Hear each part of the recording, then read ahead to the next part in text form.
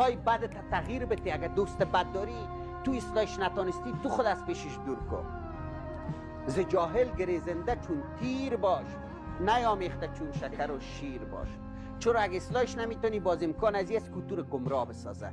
به نان الهش بده. عادتهای بدت تغییر بده. عزیز دلم، احساس عادتهای بد داریم، تغییرش بده. ناوقت میخیزی، قالمقال میکنی، خلق تنگی میکنی، تنبلی میکنی، این عادتهای بد است. تغییرش بده. مادر قالمقال میکنی کرد، پدر خدای نخواسته قالمقال میکرد، بیادر جنگ و دعوا داری، اصلاحش کو عزیز دلم. روابط بدت تغییر بده، نگاه بدت تغییر بده.